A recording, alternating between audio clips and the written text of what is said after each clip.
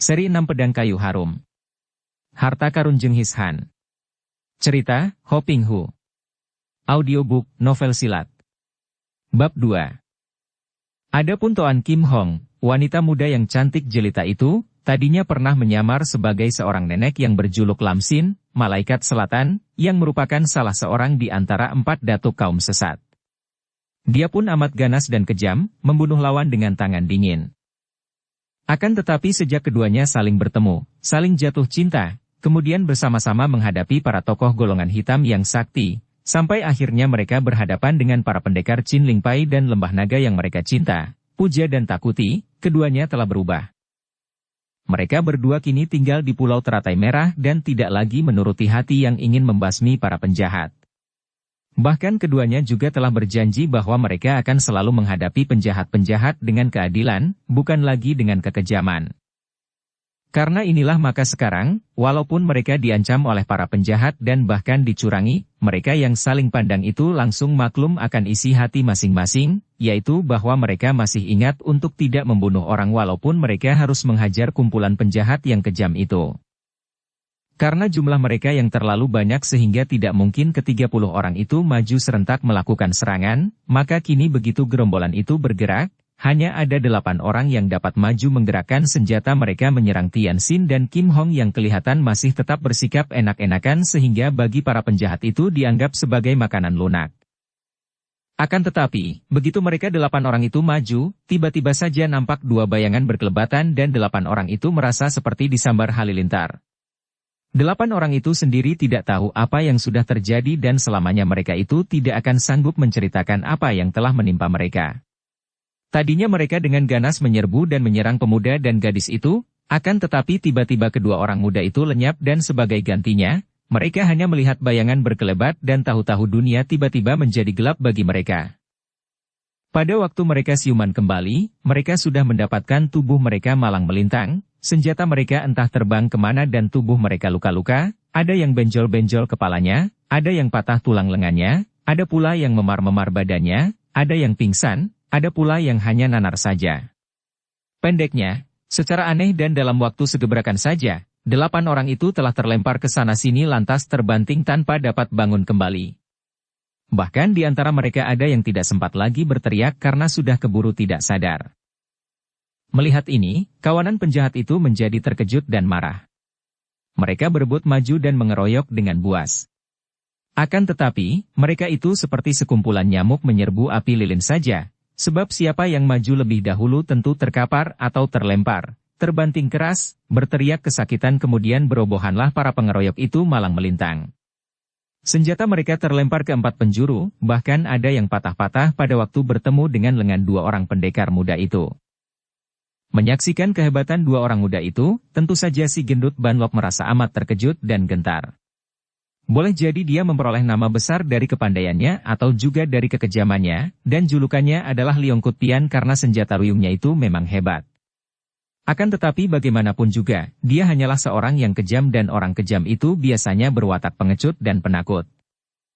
Hanya penakut sajalah yang mampu bersikap kejam, karena seorang penakut itu selalu khawatir akan keselamatan dirinya maka dia condong untuk meniadakan ancaman bagi dirinya.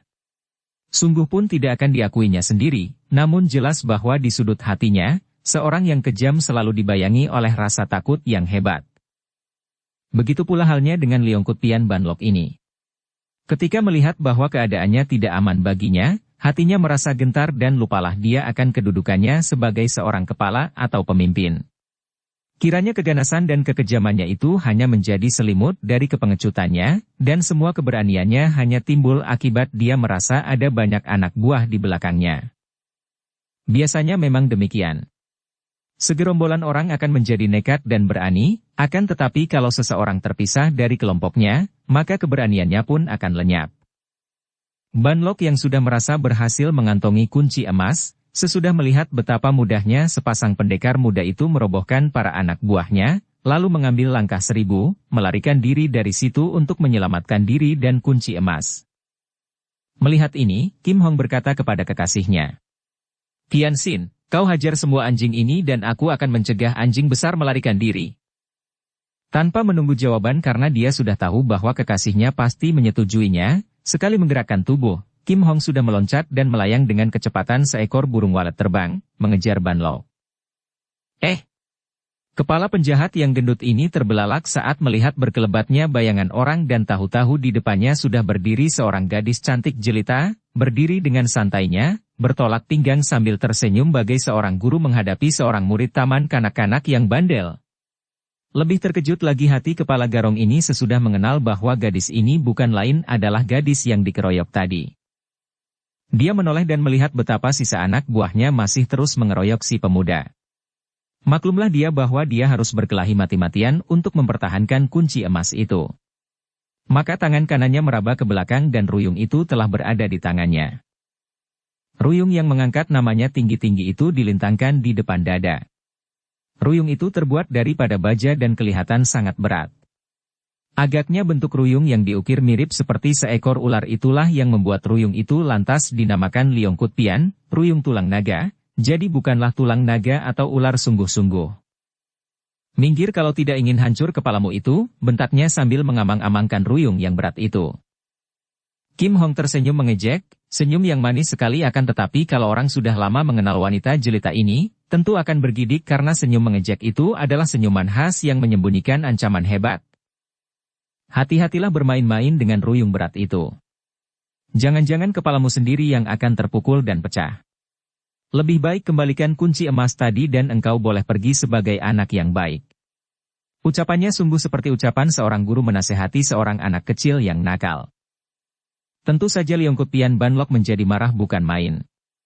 Dia adalah seorang kepala penjahat yang sudah biasa merampok dan menodong selama puluhan tahun. Kini usianya sudah 50 tahun lebih dan dia diperlakukan sebagai anak kecil oleh seorang gadis yang masih begitu muda. Bocah lancang yang bosan hidup. Bentaknya dan ruyungnya sudah menyambar dengan dahsyat. Melihat gerakan ini, Kim Hong pun maklum bahwa si gundul ini memang memiliki tenaga yang besar. Akan tetapi hanya tenaga besar itu sajalah modalnya, di samping kenekatan karena gerakannya tidak menunjukkan ilmu silat yang tinggi. Maka dengan mudahnya dia mengelak hanya dengan menarik kepala ke belakang saja. Ruyung itu lewat saja di atas kepalanya, membawa suara berdesir dan menimbulkan angin yang kuat sehingga rambut di kepala Kim Hong berkibar dibuatnya. Ban Lok menjadi semakin penasaran. Dia lalu mengeluarkan suara geraman nyaring dan mempergunakan jurus Hun Into Ansan, awan melintang memutuskan gunung. Jurus ini dilakukan dengan gerakan ruyung dari atas menyambar dengan gerakan agak menyerong ke arah leher lawan. Ketika lawan mengelak, ruyung itu lantas membalik dan menyambar pula ke arah dada, dilanjutkan sambaran ke arah perut. Serangan beruntun ini merupakan perkembangan jurus Hun Into Ansan. Akan tetapi, dengan mudah dan indah, bagai gerakan seorang anak manis bermain loncat tali, dengan lincah dan cekatan Kim Hong dapat menghindarkan diri dari sambaran ruyung yang bertubi-tubi itu. Ban Lok melanjutkan jurus Hun Into Ansan yang gagal itu dengan jurus Sin Leong Tiawi, naga sakti menyabetkan ekor. Tubuhnya segera memutar dan membalik, ruyungnya mendahului gerakannya sehingga ruyung itu seperti ekor naga yang membalik dan menyambar amat ganasnya. Melihat jurus yang selain cepat kuat juga mematikan ini, Kim Hong mengerutkan alisnya. Kepala penjahat ini terlalu kejam, pikirnya lantas dia membayangkan, entah sudah berapa ratus nyawa orang yang tak berdosa melayang oleh ruyung ini. Melihat sambaran ruyung yang diayun dari belakang dengan gerakan tubuh memutar itu ke arah pinggangnya, Kim Hong lalu mengangkat kaki kirinya dan menotol dengan ujung kakinya ke arah ujung ruyung. Sungguh merupakan perbuatan yang amat berani karena meleset sedikit saja, tentu tulang kakinya akan dihajar ruyung sampai remuk-remuk.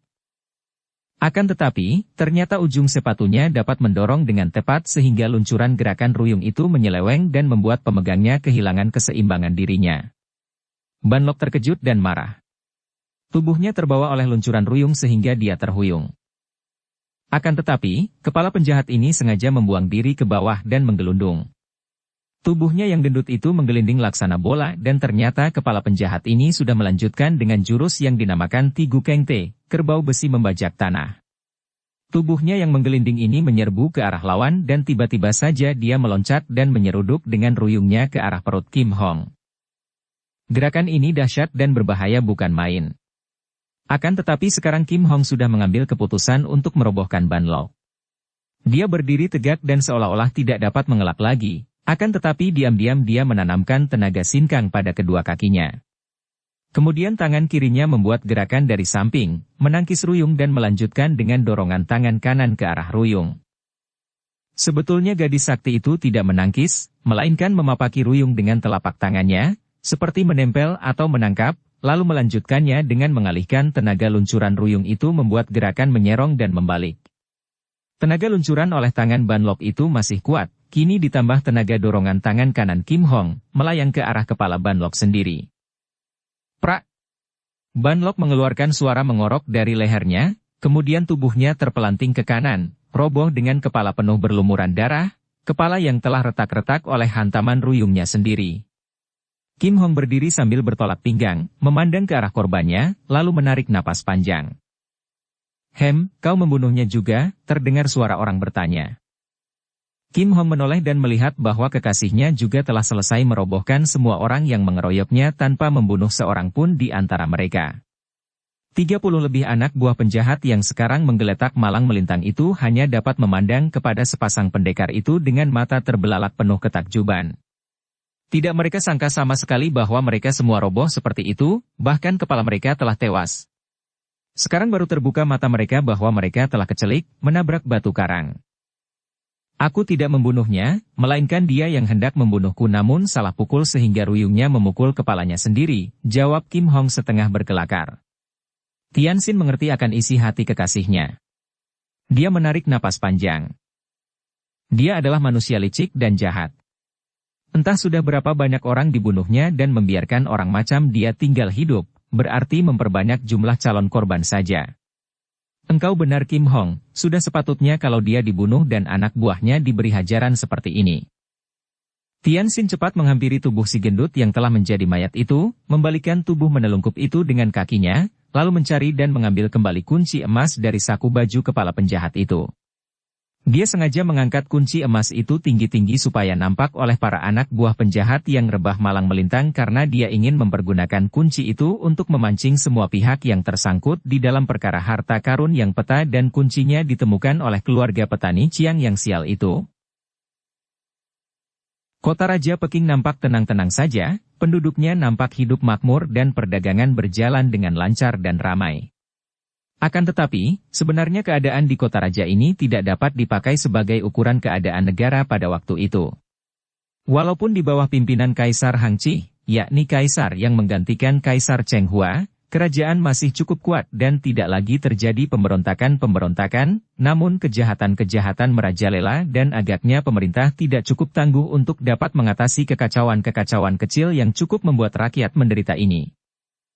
Tentu saja semua kekacauan itu terjadi di luar kota raja, karena kota raja sendiri di mana kaisar dan para pembesar tinggi berada, selalu dijaga dengan kuat dan dibersihkan dari pengacauan. Tentu saja hal ini bukan berarti bahwa tidak ada kejahatan terjadi di kota raja. Banyak masih. Bahkan penjahat-penjahat berkaliber besar juga berpusat di kota raja. Hanya saja, para tokoh penjahat itu tidak berani melakukan kejahatan di kota raja secara menyolok dan mereka itu lebih banyak beroperasi di luar kota raja. Kota raja yang ramai ini menyimpan banyak rahasia-rahasia besar. Pernah menyaksikan jatuh bangunnya para kaisar, dan juga dinasti yang berganti-ganti saling memperebutkan kekuasaan. Menjadi saksi bisu pula dari banyak peristiwa kejahatan yang menjadi rahasia selamanya bagi penduduknya. Dan di kota raja ini pula tersimpan rahasia hilangnya pemuda dusun Ciang Kim Su yang datang ke kota raja sambil membawa peta rahasia yang ditemukannya bersama ayahnya di ladang mereka. Apakah yang sudah terjadi setahun yang lalu ketika pemuda itu datang berkunjung ke kota raja? Benarkah seperti yang diceritakan oleh Leong Kut Pian Ban Lok kepada pendekar sadis dan Lamsin itu? Pertanyaan-pertanyaan itu mengaduk di dalam otak Tianxin dan Kim Hong ketika pada suatu pagi mereka memasuki kota raja yang ramai. Beberapa tahun yang lalu, sebagai pendekar sadis, Tianxin pernah menggegerkan kota raja. Akan tetapi ketika itu, hanya namanya saja dikenal orang sebagai pendekar sadis, akan tetapi jarang ada orang yang pernah melihatnya. Maka sekarang dengan tenang dia memasuki kota raja tanpa khawatir akan dikenal orang sebagai pendekar sadis. Betapapun juga, pada saat dia bersama Kim Hong melewati pintu gerbang istana yang megah, dari jauh jantungnya berdebar tegang. Dia teringat akan mendiang ayahnya, yaitu Cheng Han Hou, yang masih keturunan kaisar yang menempati istana itu. Bahkan darah yang mengalir di tubuhnya sendiri pun masih darah keluarga istana ini. Agaknya Kim Hong dapat pula membaca isi hati kekasihnya sesudah melihat sinar mata kekasihnya memandang dengan termenung ke arah istana ketika mereka lewat perlahan. Ingin menjenguk keluarga di dalam? Tianxin terkejut, menengok, saling pandang, lalu tersenyum pahit dan balas bertanya. Kau kira aku haus akan kedudukan dan kehormatan kosong itu? Kim Hong sadar bahwa pertanyaannya tadi telah menyinggung hati kekasihnya, maka dia pun cepat berkata menutupi rasa sesalnya.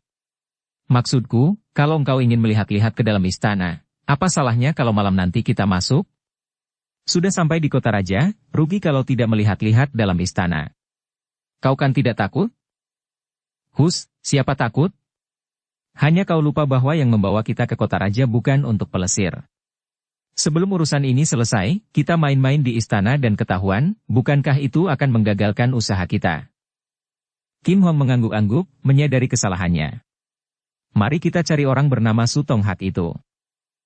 Mudah-mudahan dia masih hidup. Kata Tianxin. Dialah satu-satunya orang yang bisa kita harapkan untuk menemukan peta. Kau pikir dia? Belum tentu. Akan tetapi kita sama tahu bahwa urusan ini telah tercium oleh gerombolan penjahat. Siapa tahu dia pun sudah dibereskan dan petanya dirampas. Kalau memang demikian, masih ada jalan. Kita datangi Patpi Mokobo Kim Seng, kata Kim Hong penasaran.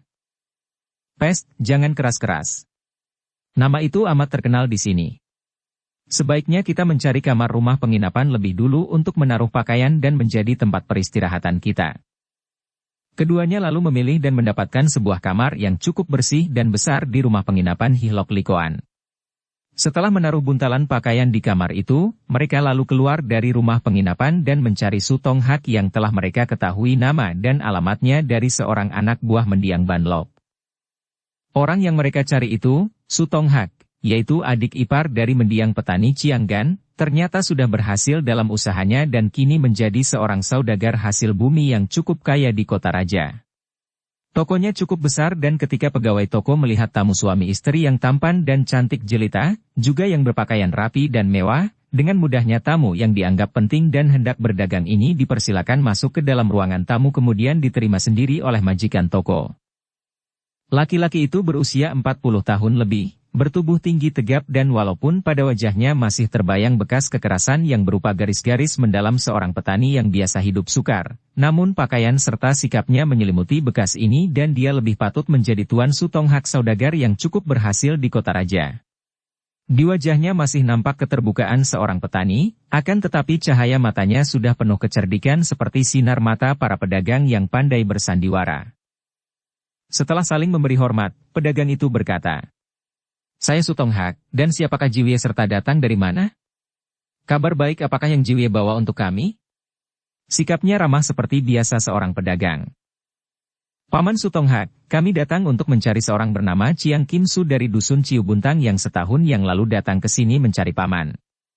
Di manakah adanya Chiang Kim Su sekarang? Pertanyaan ini diajukan oleh Tianxin dengan tiba-tiba dan dia bersama Kim Hong lantas menatap wajah tuan rumah dengan sinar mata tajam penuh selidik. Akan tetapi pedagang itu ternyata adalah seorang yang mampu menguasai perasaannya. Kekagetan hatinya mendengar kata-kata tamunya itu hanya nampak pada sinar matanya yang agak terbelalak, akan tetapi sikapnya tetap tenang, bahkan kini dia pun memandang tamunya dengan alis berkerut dan pandang mata curiga. Siapakah Jiwie sebetulnya? Chiang Kim Su adalah keponakanku, anak dari kakak perempuanku. Memang dia pernah datang ke sini, akan tetapi, sebelum aku ceritakan tentang dia, harap Jiwie suka memberitahu apa keperluan Jiwie mencari keponakanku itu? Kami berdua adalah utusan dari Chianggan, ayah Chiang Kim Su, untuk mencari dia di sini. Pedagang itu masih mengerutkan alisnya. Nama Jiwie. Aku Cheng Tianxin dan dia adalah Toan Kim Hong. Aku tidak pernah mendengar nama itu dan tidak pernah mengenal Jiwie. Mustahil bila kakak iparku Chianggan menyuruh Jiwie, karena Jiwie jelas bukanlah orang-orang dusun sedangkan kakakku. Masih tidak percayakah paman jika melihat ini? Tianxin sengaja mengeluarkan kunci emasnya, tentu saja yang palsu. Apa itu? Su Tonghak bertanya, akan tetapi jelas bahwa dia terkejut sekali dan pura-pura tidak tahu karena matanya terbelalak dan wajahnya berubah ketika dia melihat kunci emas itu. Tentu Paman pernah mendengar tentang ini. Kunci emas yang ada hubungannya dengan peta yang dibawa Chiang Kim Su itu. Nah, percayakah Paman sekarang bahwa kami diutus oleh Paman Chiang Gan? Ceritakanlah di mana adanya Chiang Kim Su. Baik, akan tetapi aku tidak tahu kemana perginya anak itu. Baiklah kuceritakan dari awal, setahun yang lalu. Sesudah melihat kunci emas, lenyap keangkuhan pedagang ini dan agaknya ingin sekali bekerja sama, maka dia pun langsung menceritakan penuturannya yang lain lagi dengan penuturan yang pernah didengar oleh kedua orang pendekar itu dari mendiang Banlok.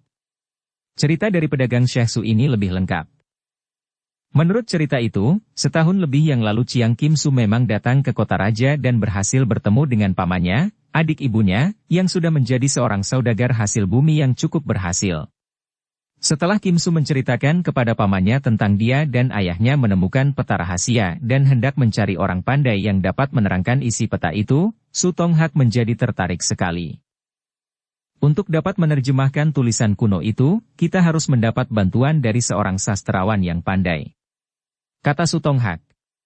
Kebetulan sekali aku tahu akan seorang sastrawan tua yang kabarnya ahli dalam huruf-huruf kuno. Mari kita mengunjungi Lou Xiucai.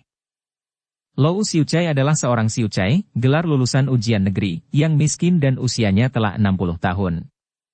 Dia hidup menyendiri di tepi kota raja yang sunyi, tanpa keluarga karena istrinya telah meninggal dunia tanpa anak. Hidupnya amat sederhana dan setiap hari dia hanya termenung, membaca kitab, menulis sajak dan mabuk-mabukan.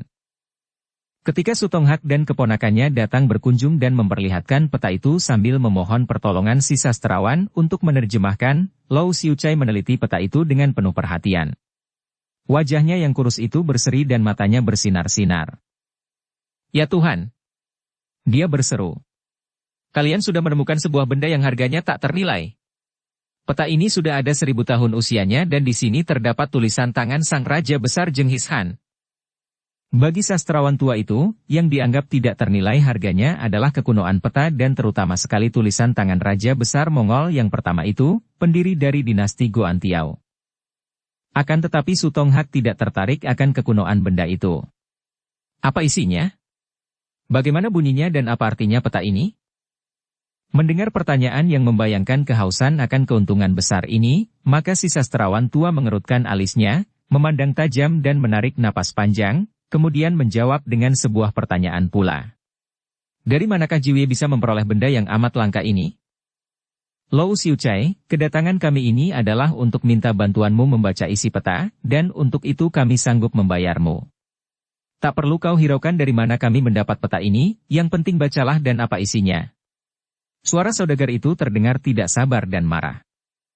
Kembali sastrawan itu menarik napas panjang, kemudian baru menjawab dengan suara perlahan, didengarkan dengan penuh perhatian oleh paman dan keponakan itu. Tulisan tangan Raja Jenghis Han ini dapat dengan mudah kubaca. Bunyinya begini, harta karun ini milik Jenghis Han yang maha besar, yang mengutus Ye Lu Kim untuk menyelidikinya. Nah, hanya tulisan inilah yang dapat kubaca. Untuk dapat membaca huruf-huruf di peta itu sendiri, membutuhkan waktu sedikitnya sehari semalam. Su Tonghak sudah kegirangan luar biasa mendengar kata, harta karun, tadi, maka dia meragu untuk meninggalkan peta itu. Akan tetapi keponakannya yang berasal dari dusun sehingga kepercayaannya kepada sesama manusia jauh lebih tebal daripada orang kota yang sudah terlalu sering mengenal kepalsuan manusia, berkata, kalau memang membutuhkan waktu, biarlah kita tinggalkan peta itu di sini untuk sehari semalam. Besok kita datang lagi untuk mengambilnya. Tapi, pamannya mencela. Biarlah, paman. Apa artinya peta ini kalau kita tidak tahu bagaimana bunyinya? Akhirnya Su Tonghak mengalah dan sambil menatap tajam kepada sastrawan itu dia berkata, Lou Xiucai, ingat. Peta ini milik kami dan amat berharga. Kami menitipkannya kepadamu untuk sehari semalam, agar dapat kau terjemahkan. Akan kubayar berapa saja uang lelahmu. Akan tetapi hati-hati, jangan sampai dilihat atau terdengar oleh orang lain. Apalagi kalau sampai hilang, nyawamu gantinya. Sastrawan tua itu mengangguk-angguk sambil memandang kepada Chiang Kim Su, lalu berkata lirih seperti kepada diri sendiri. Orang muda dari dusun membawa benda seperti ini, betapa bahayanya. Diam-diam sastrawan itu agaknya maklum bahwa peta itu adalah milik si pemuda, jelas nampak dari sikap paman dan keponakan tadi. Maka ditinggalkanlah peta itu oleh mereka kepada si sastrawan yang akan mempelajarinya selama sehari semalam. Pada keesokan harinya, paman dan keponakan itu datang lagi ke rumah Lou Xiucai dan dengan girang mereka menerima kembali peta bersama terjemahannya. Dan ternyatalah bahwa peta itu adalah peta yang menunjukkan tempat disimpannya harta karun Jenghis Han atau harta karun kuno yang umurnya telah 1000 tahun lebih dan yang oleh Jenghis Han ditemukan petanya. Kemudian kaisar itu mengutus seorang pembantunya bernama Yelukim untuk menyelidiki tempat rahasia itu. Agaknya, Yelukim itu gagal dalam usahanya dan mungkin peta itu terampas orang lain, kemudian lenyap dan sekarang tahu-tahu ditemukan oleh Jiuye, kata si sastrawan. Akan tetapi peta ini tidak lengkap kalau tidak ada kuncinya. Kuncinya? Apa maksudmu? Su Tonghak bertanya. Kunci emas. Ada disebutkan di situ dan sudah kuterjemahkan, bahwa untuk menemukan tempat rahasia itu harus dengan bantuan peta ini, akan tetapi untuk dapat masuk, harus menggunakan kunci emas. Tidak tahu apakah kunci emas itu juga Jiuye temukan? Su Tonghak menoleh dan memandang kepada keponakannya. Tentu saja Chiang Kim Su mengerti apa yang dimaksudkan dengan kunci emas itu, yaitu benda yang ditemukannya bersama dengan peta ini dan yang kini disimpan oleh ayahnya. Akan tetapi pemuda ini menggelengkan kepala, tanda bahwa dia pun tidak tahu. Su Tonghak kemudian meninggalkan uang yang cukup sebagai pembayaran jerih payah sastrawan Lou dan mengajak keponakannya pulang. Sampai di rumah, mereka berdua segera memeriksa terjemahan peta itu dan keduanya merasa girang sekali. Dengan jelas ditunjukkan pada peta itu bahwa tempat harta karun itu berada pada suatu tempat, di salah satu di antara puncak-puncak pegunungan Bengsan. Memang sangat sukar didatangi dan kiranya tidak akan mungkin dapat ditemukan tanpa bantuan peta itu. Kim Su, apakah benar engkau dan ayahmu tidak menemukan kunci emasnya? Paman itu bertanya sambil memandang tajam kepada wajah keponakannya. Setahuku tidak, Paman. Akan tetapi aku akan bertanya kepada ayah tentang itu. Baiklah, sekarang sebaiknya engkau pulang dulu ke dusun dan membuat laporan kepada ayahmu tentang peta ini, dan sekalian kalian mencari kunci emas itu. Kalau belum kalian temukan, mungkin masih terpendam di tempat di mana kalian menemukan peta. Akan tetapi peta itu? Sebaiknya kita bagi dua saja, Kim Su. Ingat, benda ini amat berharga sehingga jika kau bawa semua, sungguh amat berbahaya bagimu. Biarlah kita potong menjadi dua bagian, dan masing-masing kita membawa sepotong. Kau bawa yang sepotong pulang ke dusun, kemudian bersama ayahmu mencari kunci emas itu. Kalau sudah ketemu, engkau, ayah dan ibumu datanglah ke sini dan kita bersama akan pergi mencari harta karun itu. Semua biaya perjalanan mencarinya akan kutanggung. Chiang Kim Su menyetujui pendapat ini. Maka demikianlah, peta itu dipotong menjadi dua dan mereka masing-masing menyimpan sepotong. Kemudian, pemuda dusun itu pulang ke dusun naik kuda pemberian pamannya dan membawa bekal secukupnya, jauh berbeda dengan keadaannya pada waktu dia datang ke kota raja. Demikianlah apa yang sudah terjadi. Su Tonghak mengakhiri ceritanya yang sejak tadi terus didengarkan dengan penuh perhatian oleh Tian Xin dan Kim Hong. Lalu kemanakah perginya Chiang Kim Su, tanya Kini Hang. Kenapa dia tidak pernah pulang ke dusun sehingga ayahnya mencarinya? Pedagang itu menggeleng kepalanya. Aku tidak tahu. Aku sendiri pun menanti-nantinya dan tidak pernah ada berita darinya. Sungguh aneh sekali, kata Tian Xin sambil mengerutkan alisnya. Diam-diam dia mengkhawatirkan nasib pemuda dusun itu. Paman pemuda itu, yang kini duduk di hadapannya, mempunyai sikap yang palsu dan patut dicurigai, maka di dalam hatinya, dia tidak mau percaya begitu saja akan apa yang diceritakan oleh pedagang itu. Dan paman masih memegang sepotong dari peta yang dibagi dua itu, tanyanya. Pedagang itu memandang tajam, alisnya berkerut. Lalu dia menggelengkan kepala keras-keras. Tidak lagi. Peta harta karun itu membawa malapetaka. Baru sebulan setelah Kim Su pergi, rumahku kemalingan dan selain uang dan barang berharga, juga potongan peta itu dicurinya. Bohong. Kim Hong berseru dengan marah. Mungkin kau bunuh keponakanmu itu dan kau rampas potongan peta yang ada padanya. Tianxin hendak mencegah namun sudah tidak keburu dan anehnya, pedagang itu tidak merasa takut, bahkan tampak marah dan bangkit dari duduknya sambil bertolak pinggang. Apa kau bilang? Kalian datang membawa kunci emas dan mengaku utusan dari kakak iparku, datang-datang berani engkau menuduhku yang bukan-bukan? Ah, jangan-jangan kalian inilah penjahat-penjahat yang telah membunuh keponakanku dan selain merampas kunci emas dari ayahnya, juga sudah merampas sebagian peta itu dan kini datang untuk mendapatkan potongan lainnya dariku. Tianxin bangkit menyabarkan kekasihnya, lalu berkata kepada pedagang itu. Paman Su, kami sungguh diutus oleh mendiang Paman Cianggan. Mendiang? Ya, dia terbunuh oleh Liongkut Pian Banlok dan kaki tangannya. Banlok? Si keparat? Berani dia. Saudagar itu segera menahan kata-katanya seperti baru sadar bahwa sikapnya itu menunjukkan bahwa dia mengenal baik kepala penjahat itu. Lalu, apa yang terjadi? Tanyanya, menahan rasa kagetnya. Sebelum meninggal, Paman Cianggan menyerahkan kunci emas ini kepada kami dan memesan agar kami mencari putranya di sini. Tapi peta itu, kami akan cari sampai dapat. Kalau sudah dapat, akan kami cari harta karun itu untuk kami serahkan kepada yang berhak. Akulah yang berhak. Akulah keluarga terdekat dari keluarga Ciang. Bukan engkau, akan tetapi Ciang Kim Su. Kata Kim Hong yang masih marah. Akan tetapi dia telah mati. Mendadak Tianxin memegang lengan tangan pedagang itu. Pedagang itu meronta dan agaknya dia juga cukup kuat dan menguasai ilmu silat sehingga dia berhasil melepaskan pegangan itu karena Tianxin juga memegang secara biasa saja. Bagaimana kau bisa tahu bahwa Kim Su telah mati? Bentak Tianxin yang belum mau memperlihatkan kepandaiannya. Kurasa memang demikian, karena kalau dia masih hidup, di mana dia? Mengapa tidak memberi kabar kepadaku? Orang muda, marilah kita bekerja sama. Serahkan kunci emas itu kepadaku dan aku akan mengusahakan kembalinya peta dan dukung channel Novel Silat dengan subscribe, follow, like, komen dan share. Tidak. Kami akan mencari sendiri dan memenuhi pesan mendiang Cianggan yang telah menjadi korban, bersama istrinya pula, sementara putra tunggalnya juga masih belum ketahuan bagaimana nasibnya. Tapi, tanpa peta, apa gunanya kunci emas itu? Kami akan mencarinya. Kemana? Peta itu telah hilang. Bagaimana nanti sajalah. Akan tetapi, mungkin saja kita masih akan saling berjumpa. Setelah berkata demikian, Tianxin dan Kim Hong lalu meninggalkan pedagang itu yang masih memandang dengan bengong. Setelah tiba di luar gedung itu, Tianxin dan Kim Hong tentu saja tahu bahwa tak lama kemudian, ada 3 bayangan orang yang mengikuti mereka dari jauh. Mereka tak merasa heran karena memang mereka sudah menyangka bahwa Su Tonghak bukanlah orang baik-baik, dan ketiga bayangan orang itu tentulah kaki tangan pedagang itu yang hendak memata-matai mereka.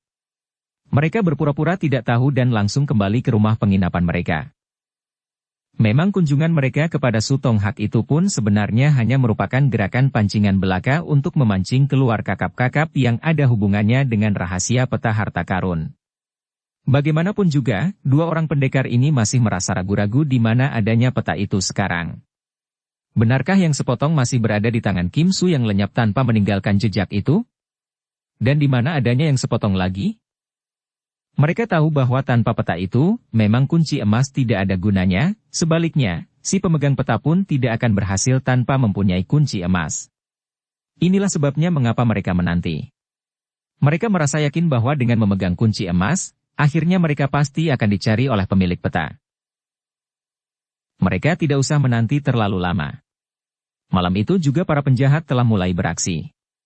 Pada malam hari itu, oleh karena maklum bahwa mereka menghadapi urusan besar dan ancaman bahaya, Tianxin dengan Kim Hong tidak tidur seranjang seperti biasanya. Di dalam kamar itu terdapat 2 buah tempat tidur berdampingan, hanya terhalang sebuah meja kecil dan keduanya duduk bersila di atas pembaringan masing-masing. Menjelang tengah malam, tanpa mengeluarkan suara, Kim Hong meniup padam lampu penerangan yang terletak di atas meja dan kamar itu pun menjadi gelap. 5 bayangan orang berkelebat di atas genteng rumah penginapan itu. Gerakan mereka amat gesit, tanda bahwa mereka berlima telah memiliki ginkang yang cukup tinggi. Bagai 5 ekor kucing saja, mereka bergerak di atas genteng dan kemudian satu demi satu mereka melayang turun dari atas genteng.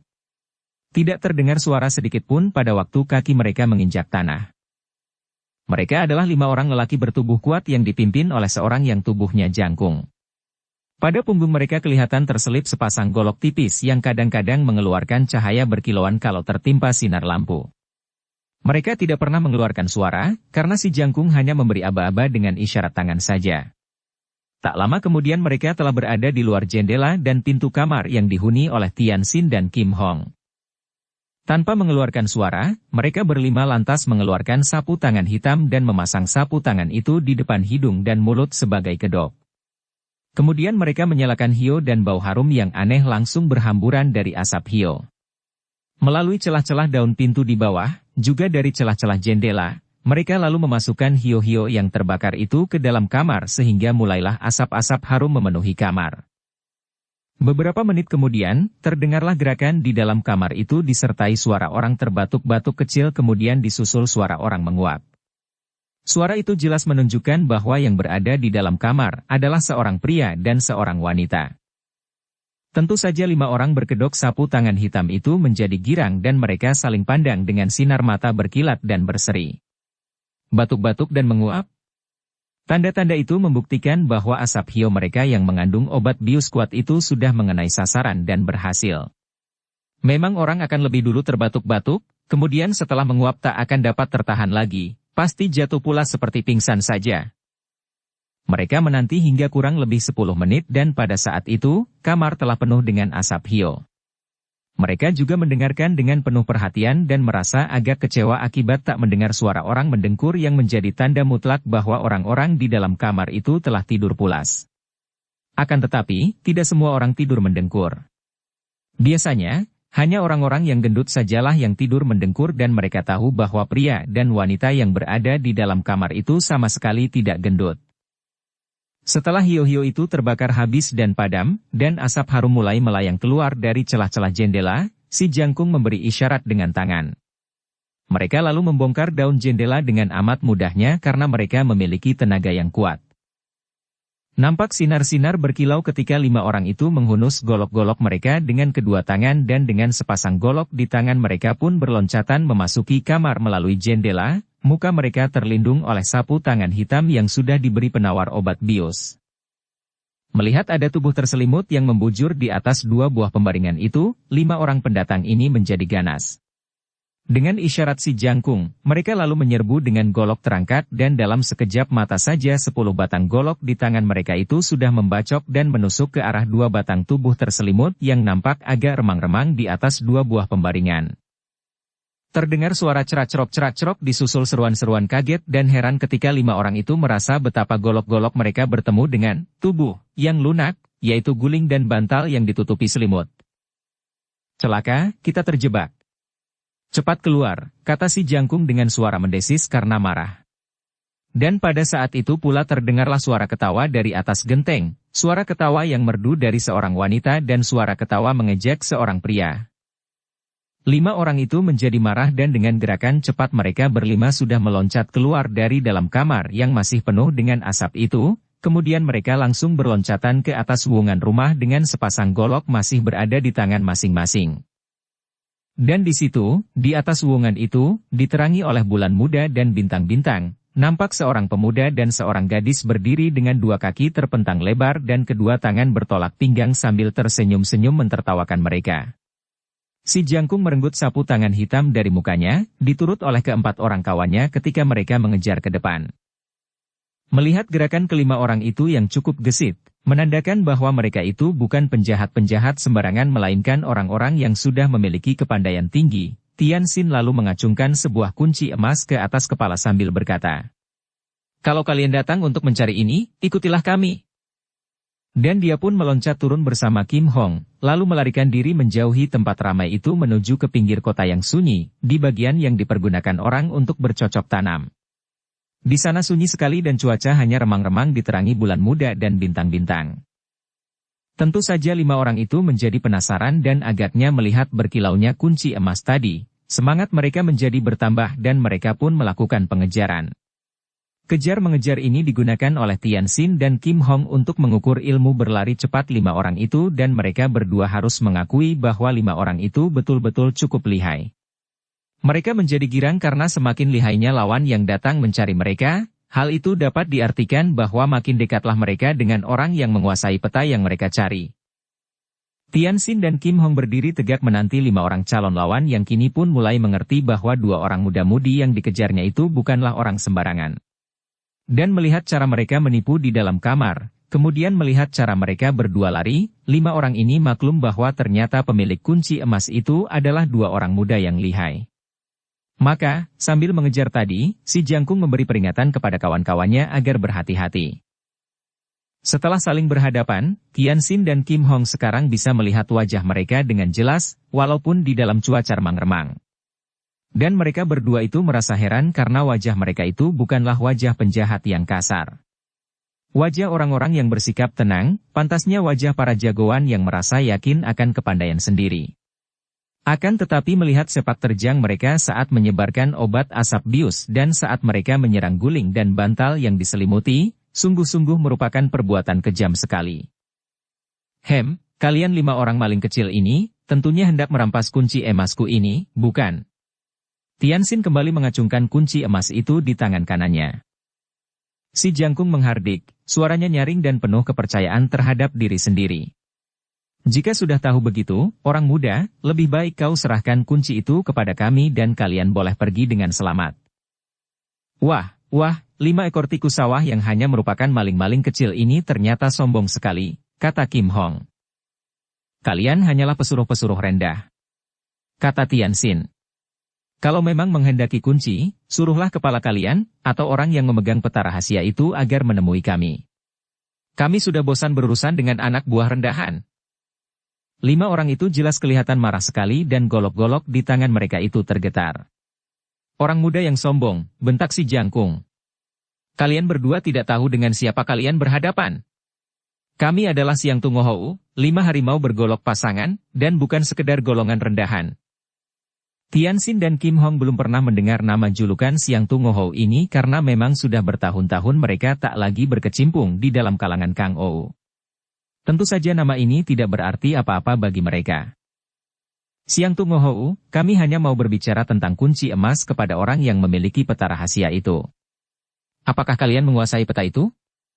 Kalau benar, keluarkanlah dan mari kita bicara, kata pula Tianxin. Tidak perlu banyak cakap lagi. Lekas serahkan kunci emas itu atau terpaksa kita harus menggunakan kekerasan untuk merampasnya, teriak pula si Jangkung. Hik, masih mengancam lagi. Padahal, bisanya hanya menggunakan asap bius dan membacoki bantal guling seperti maling-maling kecil. Kim Hong berkata mengejek lantas berpaling kepada kekasihnya. Perlu apa melayani segala maling-maling kecil? Mereka ini tentu hanya kaum rendahan saja. Serbu. Si Jangkung sudah memberi komando karena tidak sabar lagi melihat sikap 2 orang yang jelas memandang rendah kepada mereka itu. Tianxin menyimpan kunci emasnya dan hendak bergerak, akan tetapi Kim Hong sudah berkata kepadanya. Biarkan aku menghadapi mereka sendiri. Bukan waktunya untuk main-main, Kim Hong. Tianxin membantah. Dia melihat bahwa 5 orang ini tidak boleh dipandang ringan dan sungguh pun dia tahu betapa lihainya kekasihnya itu, dan kalau menghadapi mereka ini 1 lawan 1 tentu tidak sukar bagi Kim Hong untuk merobohkan mereka semua, akan tetapi bila mereka itu maju berlima, kiranya bukan tidak berbahaya bagi kekasihnya. Siapa yang main-main? Justru sudah lama aku tidak latihan menghadapi lawan tangguh. Biarkan aku, Tianxin, sekali ini saja ya. Kalimat terakhir ini terdengar begitu manja dan penuh keinginan sehingga Tianxin terpaksa tersenyum sambil melangkah mundur. Bandel. Sesukamulah, namun jangan salahkan aku kalau kau tergores golok. Meskipun mulutnya berkata demikian, akan tetapi tentu saja dia pun siap waspada, tak mungkin dia membiarkan kulit halus kekasihnya itu tergores golok orang. Kim Hong tersenyum manis. Kalau saja gadis itu tidak sedang menghadapi perkelahian, tentu Tianxin akan merangkul dan menciumnya karena senyuman itu adalah senyuman khas dari kekasihnya kalau hatinya lagi senang dan sedang mencumbu. Tentu senyum itu sebagai tanda terima kasih yang akan dibayar kalau kesempatan memungkinkan nanti. Gadis itu melompat ke depan, dengan gaya yang menantang sekali dia lalu menggulung kedua lengan bajunya sehingga nampaklah lengannya yang bulat dan berkulit putih halus. Demikian tipis serta halusnya kulit lengan Kim Hong ini sehingga kalau saja cuaca tidak segelap itu maka akan nampak urat-urat halus membayang di balik kulitnya. Nampaknya demikian halus dan lunak. Akan tetapi jangan sekali-kali mengira demikian karena kedua lengan itu dapat terisi tenaga yang amat hebat dan sedemikian kuatnya sehingga mampu menangkis senjata tajam tanpa terluka. Tahan! Tiba-tiba si jangkung berseru kepada teman-temannya. Bagaimanapun juga, julukan Siang Tu Ngohou terlampau besar untuk dikotori dengan pengeroyokan terhadap seorang gadis muda yang bertangan kosong. Di kota raja, nama Siang Tu Ngohou sudah terkenal sekali. Mereka ini adalah bekas tokoh-tokoh besar di perkumpulan Huai Kaipang yang bertugas di luar kota raja. Baru sesudah Huai Kaipang, perkumpulan pengemis baju kembang, mengalami musibah, yaitu sesudah terbunuhnya kedua orang pimpinannya, yaitu Lotian Sin Kai dan Hek Bin Mo Kai sehingga perkumpulan itu menjadi berantakan, maka kelima orang ini datang ke kota raja. Dua orang pemimpin Huai Kaipang ini terbunuh oleh pendekar sadis dan hanya itulah yang diketahui oleh Siang Tu Ngohou. Mereka sama sekali tidak pernah mengira bahwa pendekar sadis pembunuh dua orang suhang mereka itu adalah pemuda yang sekarang berhadapan dengan mereka inilah. Seperti yang telah diceritakan di dalam cerita pendekar sadis, dua orang pimpinan Huai Kaipang itu dibunuh oleh pendekar sadis Cheng Tianxin karena mereka berdua pernah membantu pengeroyokan sehingga akhirnya menewaskan ayah bunda pendekar itu. Dan karena hanya sedikit saja orang yang mengenal muka pendekar sadis, maka lima orang jagoan ini pun hanya mendengar namanya saja akan tetapi tidak mengenal Tianxin. Siang Tu Ngohou adalah sute dari Lotian Sin Kai, dan mempunyai tingkat kepandaian yang tidak banyak selisihnya dengan bekas tokoh Huai Kaipang itu. Tentu saja mereka itu lihai bukan main, apalagi jika mereka maju berlima karena mereka telah menciptakan bersama suatu ilmu silat gabungan yang amat dahsyat. Mereka kembali ke kota raja sesudah dua orang pimpinan Huai Kaipang tewas. Melihat bahwa perkumpulan itu sudah tidak begitu baik lagi namanya, maka kelima orang ini pun tak mau membangunnya kembali, bahkan mereka lalu membantu tokoh sesat yang pada waktu itu paling terkenal di kota raja, yaitu Pati Moko Bo Kim Seng. Inilah sebabnya, maka sebagai tokoh-tokoh besar yang terkenal serta memiliki ilmu tinggi yang mereka andalkan, si jangkung yang memimpin adik-adiknya itu merasa malu untuk mengeroyok seorang gadis yang bertangan kosong, sehingga dia berteriak dan menahan adik-adiknya sebelum mereka itu sempat menggerakkan golok mereka. Empat orang adiknya menatap pada si jangkung dengan sinar mata penuh pertanyaan. Akan tetapi si jangkung telah menghadapi Kim Hong kemudian mengangkat dada untuk menunjukkan kegagahan. Nona, Siang Tu Ngohou memang sudah biasa maju bersama, akan tetapi belum pernah mengganggu wanita yang bertangan kosong. Karena itu kami minta supaya kalian berdua menyerahkan kunci atau maju bersama dengan menggunakan senjata. Melihat sikap ini, Kim Hong malah mentertawakan. Hik, lagaknya. Apa sudah lupa betapa tadi yang berjuluk Siang Tu Ngohou tidak bersikap jantan? Sama sekali tak mirip seperti 5 ekor harimau akan tetapi lebih pantas menjadi 5 ekor tikus yang curang dan pengecut, mempergunakan obat bius dan menyerang orang-orang yang sedang tidur pulas. Hihik, kini berlagak lagi. Sungguh tidak lucu, malah menjemukan. Hayo tidak perlu cerewet lagi, ingin kulihat apakah ilmu kalian juga sebesar kecurangan kalian. Perempuan sombong. Teriakan ini dilakukan oleh dua orang di antara 5 tokoh sesat itu dan mereka pun sudah menerjang maju dengan sambaran sepasang golok mereka. Terdengar bunyi berdesingan ketika 4 batang golok itu menyambar dengan dahsyat dan menghujankan serangan maut ke arah tubuh Kim Hong. Akan tetapi, hanya dengan sedikit gerakan tubuh saja, sambaran golok-golok itu dapat dielakkan dengan mudah oleh Kim Hong dan hanya mengenai tempat kosong saja. Sekarang 3 orang lainnya tidak ragu-ragu lagi. Apalagi mereka juga sangat marah dan merasa terhina oleh ejekan Kim Hong tadi. Mereka lantas mengeluarkan suara bentakan dan mulailah 5 orang itu mengurung Kim Hong sambil membuat langkah-langkah lebar memutari gadis itu. Mereka yang sudah dapat menduga bahwa seorang gadis muda yang demikian tabahnya menantang mereka pasti memiliki kelihayan, kini segera menggerakkan ilmu yang mereka andalkan, yaitu ngolian tutin, barisan golok 5 teratai. Langkah-langkah mereka sangat teratur dan mereka itu merupakan rangkaian yang bekerja sama secara otomatis. Kadang kala sambil melangkah mengitari lawan, terdengar suara golok mereka bersiutan, digerakkan menembus udara, kadang-kadang berdencing karena saling sentuh sehingga suasana menjadi menegangkan. Akan tetapi Kim Hong berdiri dengan tenang saja, sama sekali tidak bergerak dan hanya sepasang matanya yang bergerak-gerak mengikuti gerakan 5 orang pengepungnya dan tentu saja pendengarannya juga mengikuti setiap gerakan orang yang berada di sebelah belakangnya. Seluruh urat syarafnya telah siap siaga dan menegang, meskipun tubuhnya nampak tenang-tenang seenaknya saja. Gadis ini maklum bahwa kelima orang pengepungnya itu bukanlah lawan yang ringan dan sama sekali tak boleh dipandang rendah. Akan tetapi dia masih belum merasa perlu untuk menghunus sepasang pedangnya, yakni Hokmo Siang Kiam, sepasang pedang penakluk iblis, yang berwarna hitam dan yang selalu disimpannya di balik baju itu. Sebagai seorang yang berilmu tinggi, kalau tidak amat terpaksa, Kim Hong tidak akan mau menggunakan pedang. Hiat! Tiba-tiba saja si jangkung mengeluarkan teriakan nyaring dan sepasang goloknya sudah cepat menyambar dengan gerak tipu Hong Cui Pai Hio, angin meniup runtuh dedaunan. Sepasang golok itu berkelebat saling susul, yang kiri menyambar ke leher dan yang kanan menusuk lambung. Serangan ini dilakukan ketika dia berada di sebelah kanan dari tubuh Kim Hong. Hem! Kim Hong menggeser kaki mengelak. Cara mengelaknya memang istimewa sekali, kakinya tidak diangkat, melainkan menggeser atau meluncur seolah-olah di bawah sepatunya terdapat roda yang membuat tubuhnya dapat meluncur. Akan tetapi cepatnya bukan main sehingga serangan sepasang golok itu gagal total. Akan tetapi, kiranya serangan pertama dari si jangkung ini merupakan pembukaan atau aba-aba, sebab mereka berlima kini seluruhnya mulai menggerakkan ngolian tutin atau barisan golok 5 teratai itu dan memang hebat bukan main gerakan mereka. 10 batang golok itu bekerja sama dengan demikian rapi dan cekatan, susul-menyusul serta bertubi-tubi, seolah-olah digerakkan oleh satu otak saja. Saling bantu hingga kemanapun tubuh Kim Hong mengelak, tentu dia langsung dipapaki oleh golok lainnya. Dan susunan serangan mereka itu pun makin lama semakin kuat dan berbahaya. Ciaat!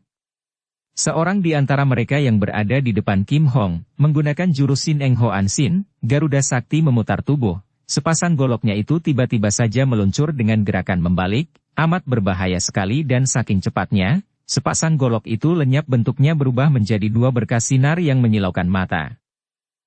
Kim Hong cepat mengelak dan kali ini dengan loncatan ringan ke kiri, di mana dia segera disambut oleh sepasang golok yang dimainkan dengan jurus Kim Leong Hian Jiao, naga emas mengulurkan cakar, dengan sepasang golok itu menusuk secara berantai. Kembali Kim Hong mengelak ke belakang di mana dia disambut pula dengan serangan golok yang lebih berbahaya karena penyerangnya telah menggunakan jurus Giok Tai Wiao, sabuk kemala melilit pinggang. Sebuah gerakan yang indah sekali hingga golok itu seolah-olah melengkung melalui belakang pinggang dan langsung menuju ke pinggang lawan. Untuk kesekian kalinya Kim Hong mengelak dan lawan kelima yang berada di belakang tubuhnya sudah menyambut dengan sebuah tendangan kilat yang disusul oleh sambaran golok ke leher. Sepasang golok itu sekaligus membuat gerakan menggunting dari kanan dan kiri. Itulah jurus yang dinamakan Jiliong Jiochu, sepasang naga berebut mustika. Menghadapi serangan bertubi-tubi yang dilancarkan secara gencar, cepat dan kuat, serta saling membantu ini, yang maksudnya untuk menutup jalan keluarnya dan tidak memberi kesempatan kepadanya untuk balas menyerang melainkan dipaksa agar mengelak terus. Kim Hong lantas mengeluarkan suara melengking nyaring dan dia pun sudah memainkan ilmu silat tangan kosong yang dinamakan Kong Jiu Jip Pek Tu, tangan kosong menyerbu ratusan golok, dan tubuhnya berkelebatan secara cepat bukan main. 5 orang jagoan itu terkejut sekali melihat betapa tubuh lawan mereka itu kadang kala lenyap dan demikian cepatnya gerakan gadis itu hingga membuat mata mereka menjadi silau dan kabur pandangannya. Hebatnya lagi, gadis itu kadang kala berani menyampok golok dengan tangan kosong dan tangan itu terasa demikian lunak bagai kapas sehingga tidak terluka oleh golok, namun di bawah kelunakan itu terkandung tenaga yang luar biasa kuatnya. Kini maklumlah Siang Tu Ngohou bahwa mereka ini sedang menghadapi seorang gadis yang benar-benar lihai sekali, maka mereka bergerak dengan hati-hati sekali. Kerjasama mereka yang amat rapi itu tetap saja bisa mengimbangi ilmu silat istimewa dari Kim Hong sehingga membuat gadis itu masih sulit untuk dapat merobohkan salah seorang di antara mereka karena mereka itu selalu dalam posisi saling bantu dan saling melindungi. Memang kelima orang itu sudah mempunyai ilmu silat yang sangat kuat. Seperti juga ilmu kepandaian mendiang suheng mereka, yaitu Lotian Sin Kai tokoh nomor 1 dari Huai Kaipang, mereka memiliki 2 macam ilmu silat yang menjadi andalan mereka. Pertama adalah ilmu silat tangan kosong yang disebut Tahou Sinciang Hoat, ilmu silat sakti pemukul harimau, yang dapat membuat tangan mereka menjadi demikian kerasnya hingga kepalan tangan mereka itu dapat mengalahkan harimau dan memecahkan kepala binatang itu. Dan yang kedua adalah ilmu yang berdasarkan ilmu silat tongkat Ngolian Pang Hoat, silat tongkat 5 teratai. Ilmu ini mereka rubah menjadi Ngolian Tu Hoat, silat golok 5 teratai, dan dengan ilmu golok ini, mereka berlima sudah menciptakan Ngolian Tutin, barisan Go. Lok 5 teratai, yang amat tangguh itu. Kalau dibandingkan 1 lawan 1, tentu saja tingkat kepandaian Kim Hong masih jauh lebih tinggi, baik dalam hal ilmu silat maupun tenaga sinkang, terutama sekali dalam hal ginkang karena memang gadis ini mempunyai ilmu meringankan tubuh yang sukar dicari bandingannya. Akan tetapi karena mereka itu maju berlima dan membentuk barisan golok yang amat tangguh itu, Kim Hong yang bertangan kosong mengalami kesulitan juga untuk menundukkan mereka. Kim Hong tetap tak mau mengeluarkan pedangnya, sebab merasa bahwa dia belum terdesak, hanya belum mampu merobohkan mereka. "Hei, bandel, kenapa tidak menggunakan siang kiammu itu?" Sudah berkali-kali Tianxin berseru, akan tetapi Kim Hong hanya tersenyum saja. "Darah 5 ekor tikus ini terlalu busuk untuk mengotori pedang-pedangku," akhirnya dia menjawab dan jawaban ini membuat Siang Tungohou menjadi semakin marah. "Perempuan sombong!" Si Jangkung berteriak marah sekali, kemudian kembali memimpin adik-adik seperguruannya untuk mendesak semakin ganas. Akan tetapi tiba-tiba teriakannya itu yang disusul dengan tusukan golok ke arah dada Kim Hong, berubah menjadi teriakan kesakitan ketika tiba-tiba ada sinar hitam berkelebat dan terdengar bunyi meledak kecil yang disebabkan oleh lecutan ujung rambut Kim Hong yang menotok pergelangan tangan yang memegang golok. Aduh! Golok itu segera terlepas dari pegangan tangan yang tiba-tiba terasa lumpuh dan sebelum si Jangkung dapat memperbaiki posisinya, sebuah tendangan kaki kiri Kim Hong mengenai pahanya. Des! Si Jangkung terlempar sambil menyeringai kesakitan, berusaha bangkit, akan tetapi jatuh terduduk lagi karena bekas tendangan pada pahanya itu telah membuat pahanya memar, matang biru dan rasa nyeri menusuk-nusuk sampai ke jantung. Bersambung ke bab 3. Dukung kami dengan subscribe, follow, like, komen dan share. Terima kasih.